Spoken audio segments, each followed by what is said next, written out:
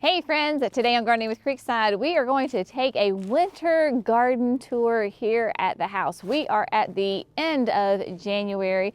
It is a beautiful clear sky, nothing but blue Carolina sky today, but it's a little chilly. This morning it was 26 degrees, so we are definitely in a little bit of a cool snap. If we're going to get cold weather, this is when we're going to get it into January, beginning of February. But with that being said, there are already signs of spring popping up here in the garden. So I wanted to share those with you because if you are in a similar growing zone that we are, North Carolina, a zone 7B, so if you're in the southeast or warmer, I am sure that you are already experiencing these things and probably a little bit more. With that, I also want to give an update on the winter damage that we had from that Arctic blast that came through right before Christmas. I know a ton of us have had to deal with that and we're scared that plants and shrubs are dead, but I've got some positive, encouraging news headed your way. So we're going to take a tour through the garden, show you what is happening, what I have done, what I need to do in my garden, and just have a little fun walk through the garden together like good friends. We're here in the front yard.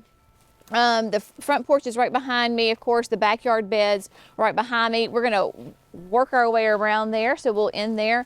I do want to give you a little bit of encouragement from that Arctic blast. My violas before that were stunning. It was this massive sea of yellow. After it, they looked horrible, but guess what? You can see we are starting to get some nice blooms again. We're getting some nice positive growth on them. I have done absolutely zero to these plants. I have not fertilized them. I've not done anything. Some of them look like they were dead, and there was a lot of foliage that did die on it, but that's the beautiful thing. The roots were still alive. There was a lot of wind damage on the top, but the roots were still alive, so they are flushing back out. Ignore the front porch. I may or may not still have some Christmas decorations on the front porch. We're trying to transition to February, but just focus on me as we go this way. Ignore the background. So this is the side of the house along the driveway. This is one of two of my shade gardens. When we built our house 19 years ago, 20 years ago, we built in the middle of an open field. So the only shade that I have around my house currently is from what the house gives it. In the winter, this is definitely a full shade garden. Pansies, violas, none of that will work in here. Right now, it's very simple. There are tons of perennials that are lying dormant underneath, but there is some beautiful signs of positive things. My hellebores, I've got a pink frost right here, hellebore Lenten roses. Look at that. Can you see? Look at all of those gorgeous blooms right there. I can come in here and trim back a little bit of the old foliage. I have already pruned this once, but you see I've got some ratty foliage right here. You can go in and just clip them way down deep and just pull that out. You don't need this. This will not turn green again. And then those flowers will come out. I'm a little hesitant to come in here and do any more than those obviously, you know, dead, dying, damaged stems right there, because it is still January and it's cold. So those other leaves help protect those blooms in there. I do need to come in here, and we have not top dressed this bed yet. In a previous video, we had talked about that we need to edge this bed because we have not edged it since we put the grass in. We reseeded, and there's a lot of grass that's coming in to the bed, so we need to edge it. But we get so much rain in the winter time that it's really, we would make just a horrible mess right now if we did it now. So we're just gonna have to kind of wait. It's one of those things. I can come in here and top dress if I need to, but my little sign of positivity here, my pulmonaria, it too was gorgeous before that Arctic blast. Look at all the foliage that got fried. But again, new stuff, it's popping out. For now, I am going to leave this because again, it helps provide a little bit of insulation. I know it looks ratty, but I would hate to pull this out and this looks pretty, and then all of a sudden we get another Arctic blast or some really crazy cold, and then that just all fries as well. But my eucharis are doing well. We did, we're probably going to show up in the window over here. Jackson and I worked together and got some eucharis from the nursery. This is hopscotch, and if you remember, I left these are the green giants, left them in, and then these are still in their nursery pots. We just faux planted them. It gives me just something, y'all. I know it's not like the most spectacular winter window box, but it gives me a little interest. It's a little bit of a contrast. There's not any room for the birds to come in here and build a nest. So that was just something to pop those eucharis in there. I do like that hopscotch because it has that that nice switch of kind of that burgundy color to it. Is really nice. Not much going on in the cottage garden and Hydrangea Hill. We do have some daffodils coming up and some snowdrops. The daylilies are starting to pop up. So if you are in the south and you have your daylilies like mine that you can see right here, nice sweet foliage on them, really kind of popping up right here. They're fine. You know, even if it were to get crazy insanely cold and it fries it, it's okay. That's the great thing about daylilies. They're so tough. But like I said, this morning it was 26 and they look like this. So these plants are a lot hardier and smarter and more resilient than we give them credit for. So you can see up here, we've got the little snowdrops that Brenna just walks in front of, and then the jonquils are popping up as well. This does get lots of good afternoon sun, so it really does warm up. They are very happy. These poor little violas are still trying to recover. We'll just see, y'all. I mean, that's just gardening, right? You just kind of wait and see what's going to happen. That's what we're going to go with. Yeah, what are we going to do up there? Oh, so we're going to tell him? Let's tell him. Okay. So Jerry was talking, obviously he's not mic'd up. So I want you to picture it, right? Fast forward 4 months, 5 months. Up here behind the hollies, we have a whole little foresty area of basically ratty pines. All of this is volunteers. There's not really anything up there that is, quote, worth any, like, I say value, you understand what I'm saying, in the fact of if we have pine trees, they're super close together. My hardwoods, not so much. There's a couple of good pines in here.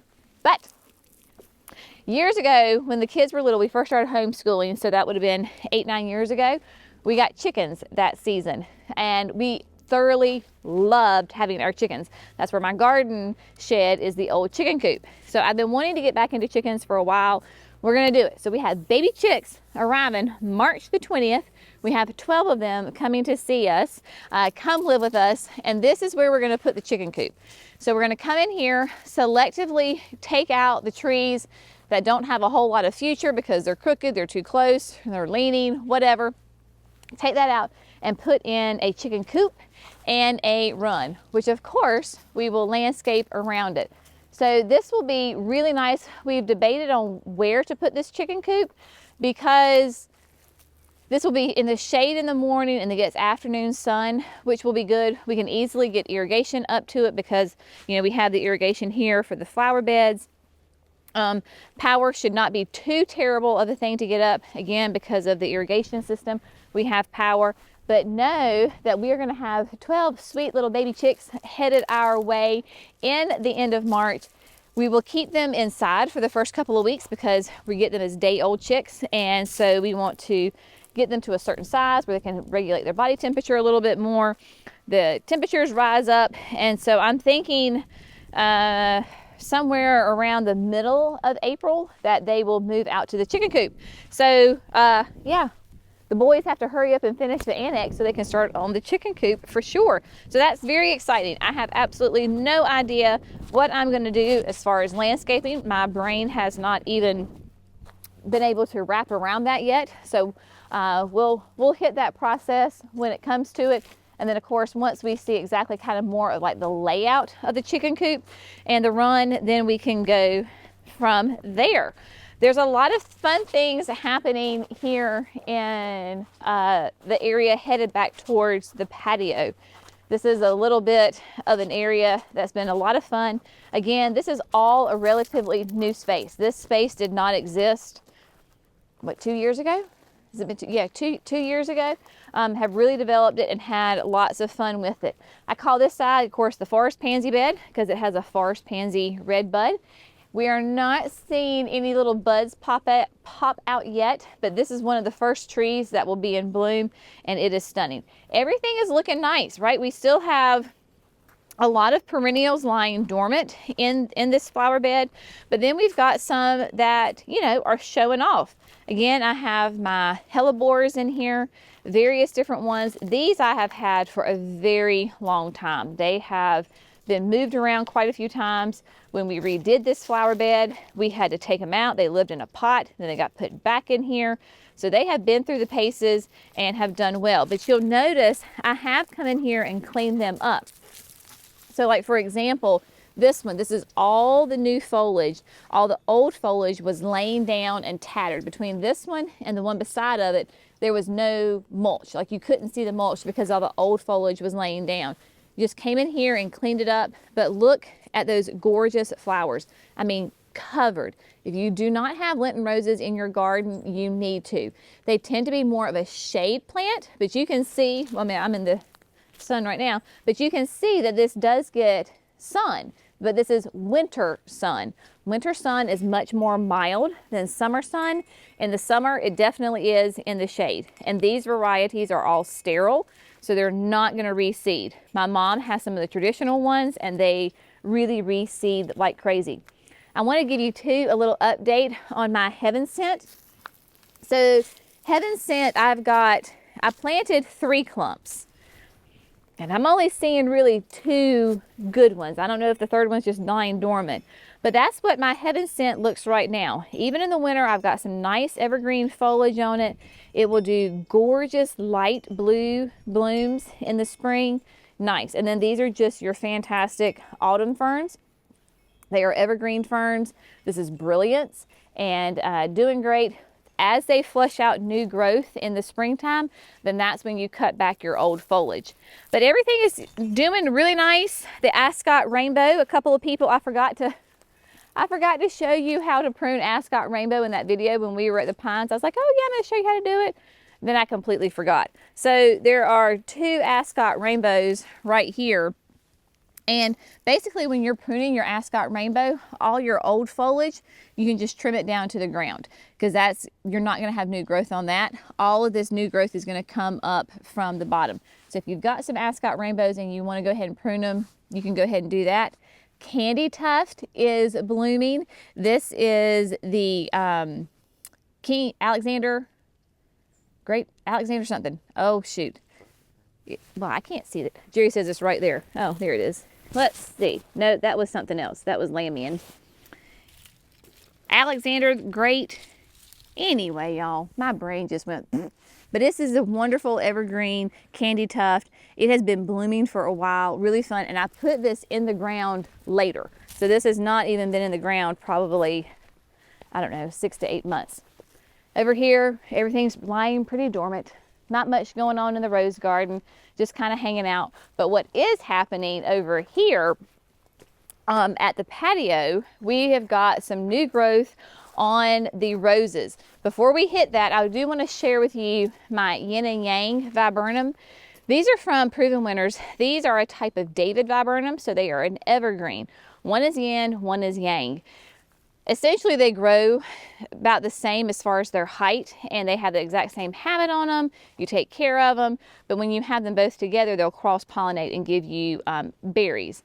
I've had these in here ever since we did the patio. We have some wind damage from the Arctic blast. Like you can see, like this leaf, it just got fried. I mean, it's just, clearly it is burnt, right? But look right there, new growth popping out. So I know that even though I have some leaves that are damaged, the plant as a whole is still nice and strong and healthy. I have never pruned these because I wanted them to grow and they were doing quite nicely. This spring, I'm definitely going to prune them because I need to bring them back a little bit. So I'm going to wait until we get into some more consistent warmer temperatures, and then I will come in and prune it. I will show you how I do that, but just know that these two I will prune. I have a little quick fire hydrangea right here, and you can probably see because of this viburnum right here. This little quickfire was nice and big, covered in blooms, but they were getting a little close to each other. Maybe I should have spaced them apart more. I don't know, but in the summer, all I know is that they were stunning. So you can see though that we need to prune this back and then keep quickfire a little bit more contained right there. But what's fun is over here, I want to show you all of this beautiful new growth that is popping out on my David Austin roses. So they are, let Jerry get in there and try to, I think he can zoom in. I know that filming in the wintertime when there is like zero foliage can be very challenging and hard. Just know, y'all, that we are doing our best to try to bring it to you. If I don't know if me put, Jerry says it's fine. But there is just lots of new growth popping out on this beautiful rose. Cannot wait to see how it does and how it blooms this year. People were asking me when I was pruning roses, like, when do I start treating for either fertilizing or treating for Japanese beetles and then caterpillars on it. I really like to wait until it flushes out with more obvious leaves, and then I will begin the treatment for the preventative of the Japanese beetles and the caterpillars. Rose tone will go on in a couple of weeks. It's got to get a little bit more consistent, warmer temperatures. I don't want a bunch of new foliage flushing out and then, you know, we hit a 18-degree night and it gets burnt. So we're still a little early for that yet, but even these David Austins here are starting to push out some new growth. Rose of Sharon, hanging in there like a champ. No new buds on it yet, so a little bit behind, but just shows you with those roses how the difference in a rose versus a Rose of Sharon tree, you know, they have different waking up times, right? They're different plants, they do different things. Desdemona right there is going to be spectacular this year for sure. Everything else is doing quite nicely down here. I know we have talked about this before. My southern people, if you have struggled with lavender like I have, I was really about to give up on lavender. I was like, I tried it every which way in every different kind of growing condition, and every time it was just a slow death for those poor lavenders. Our friend Kata at Walter's Gardens said, Jenny, try this phenomenal lavender because it really does the best in the South. Look at these 3 clumps. Are these not just magnificent? I mean, for me to have lavender looking like this at the end of January is absolutely unheard of. I mean, this just does not happen for me. So for me to have these gorgeous plants with Brenna trying to, she got a rock, at the end of January is unheard of. And this tends to be a wet spot because we're so wet in the wintertime. So if you are like me and about giving up on lavender, try Phenomenal Lavender. It should be really kind of readily available in garden centers. It is just a fantastic plant. And then of course, really the only thing that's happening in the backyard beds is my daylilies are starting to pop up, and then my yarrow is really, look at that. It is popping out some new foliage. We were in here a couple of weeks ago cleaning up some old foliage, but we've got new foliage down in there starting to come. I love, this is the sunshine firefly. Beautiful yellow, gorgeous plant, and doing really, really well. I'm gonna have to get Jerry out of my garden because he's stepping all over some plants. There's things everywhere, and my lovey's got a size 12 foot, and that 12 size foot can do some damage, so he's got to stay in the grass. Some fun things looking forward to. I don't know about you. If you're ever like me and you say, okay, stop moving. If you say that, you know, I'm done with plants, I don't need to order any more of these plants, or I have a this enough type plant in my garden, and you tell that lie to yourself, right? Well, that's happened to me with my David Austin roses. I was like, I've got a good number, I don't have anywhere else to put them, I'm fine. And then those people go and send me an email, and they're like, hey, we're gonna offer you these 2 new exclusive roses that you can have the opportunity to buy if you would like. Well, of course, they just got me. I mean, just reeled me in and got them. So then I was like, where am I going to put these 2 new roses? So what I'm going to do is, I do not have a David Austin rose in a container. When they come to me, which will probably be sometime in March, I am going to put and I do not even remember the names of them. I'll share the whole thing with you. But I'm gonna have a yellow one in this unique stone piece, which is, I thought the yellow, it's a nice soft pale yellow with the Julia Child rose tree would be lovely. And then over here in this flower bed is, now this one this is Elizabeth, and Elizabeth is gonna go here after Queen Elizabeth, which is a beautiful, soft, kind of a baby doll pink. I had one of the mangaves here. That's why we had this big giant hole with an irrigation tube right here. So I've got another unique stone piece I'm going to put here with Elizabeth in it. So it'll be a soft pink underneath the cherry tree. And the cherry tree is popping out little buds. So that is something very exciting to be going for. And then another thing, I'm just kind of spilling the beans with y'all today. My sweet friend Tina, who actually came to us as a customer and has quickly turned into a friend. So she and Archie are just precious. We love them. So I was texting with her a couple of weeks ago. She bought a David Austin tree form rose. And I was like, oh. So then I was like, where can I put a David Austin tree form rose? So I ordered one. It's gonna be hot pink, gorgeous colors. It's gonna go in the cottage garden where Miss Huff, the lantana, is. So she's gonna get moved. We're gonna attempt to transplant her. She's massive. We'll see how it goes. But that rose tree is gonna go there. So I'm super excited about that one too. So not only did I tell myself, oh, I'm not gonna buy any more David Austins. I didn't buy one. No, I didn't buy two. No, I bought three. So David Austin, stop sending me emails. Don't. You can continue to send me emails. But everything really is just doing good. We're just kind of in a holding pattern right now, waiting for consistent warmer temperatures to come up. Everything's doing well. I want to share with you probably one of my worst damages from the storm. This is obviously on the side of our house. We have our AC units right here. Tea olives on the front side of the house where we started the video that had that. This tea olive was planted at the exact same time as the ones in the front. You can see it's much larger. It's because we have a dehumidifier under our house, and that's where it drains. So this gets consistent moisture. It has been spectacular for years. I have never pruned it. This was going to be the spring that I pruned it just to keep it shaped up. Well, Mother Nature decided to help me out a little bit on that, because when the Arctic blast came through, you can see that it has nearly completely defoliated.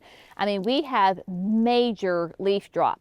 And this is clearly where the wind came around the side of the house and hit this tea olive right here. I mean, just has dropped all of its leaves.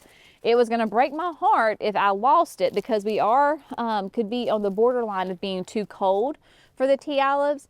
But I have good news, and we're going to try to get this. But right here, I'm going to put my hand there so maybe Jerry can get it. Can you see that new growth? The sun is not helping us right now, y'all. But there is new growth popping out on that tea olive. So if you have damage like I do, please don't do anything to your plants yet. Just wait. Even if they look terrible like this tea olive and they're practically naked or they're all brown, just wait. Odds are the plant is still alive, because its natural defense system is to protect that root system, protect the inner core of that plant. So it's going to drop all of its leaves, so that way it doesn't have to sustain that. And then once it realizes it's no longer in danger, right, the Arctic blast did not continue for days and weeks, it will flush out again. So wait till you get consistent warmer temperatures, then make your decision. A key tip is, Jerry, if you can get this. So if you go to your stem and you bend it like this, right? See how nice and pliable that is? It's not snapping, is it? If this were dead and I were doing this, it would just snap. And so I know that my plant is still alive because it's still very pliable, very bendy, and not stiff and dead and broken. So that is a key. If you really want to know if it's alive and you don't see growth, go out there. Can you snap it? And I guess you could be more aggressive if you wanted to, but you know, that's up to you to go in there. Like I think maybe well, no, because there's growth right there, you know? So it's alive. It's just going to take a minute for it to come back. That's when the spring comes. You can prune it, fertilize it, keep it well watered, and you will be fine for sure. But we're kind of back around here to the front. So we've done a full circle of the gardens here at the house. As far as the berm goes, everything is looking well. I think the only thing that maybe I have lost is in question is maybe a couple of my Jazz Hands bold loropetalums, because when I do the bend test on the stems, I get a lot of breakage, and so it snaps. My sweet talker viburnums that I was so like, oh, because they were gorgeous before the storm came through, they too are popping out all new growth. So that's very exciting. So if I only have to replace a few, you know, freshly planted loropetalums, then I'm not going to complain whatsoever. We can do that. It's not a problem. So, you know, just get out there in your garden, walk around and see what's going on. If you can get out in your garden just for a couple of minutes each day, do one little thing, even if it's just like what we did. Just walk through the garden and put your eyes on it, because you may have something unexpected that you didn't know you're going to see. Maybe you have some hellebores blooming. Maybe you start to see some new growth coming out on your cherry tree. All those things are very encouraging and exciting. So get out there. Sweet person on YouTube were like, Jenny, I'm buried in snow, but I did go out and outside and shovel snow today. Does that count as my gardening activity? And I was like, yes, absolutely. You're outside, you're getting fresh air. Hopefully there's some sun that you can get some vitamin D, and you're getting some good exercise. So yes, shoveling snow for you folks who are buried, I'm sorry, that counts too. So anyway, hope y'all are having a great day. Hope you have found this little fun and informative. And as always, thanks so much for gardening with Creekside. We'll see you on the next video. Bye, friends.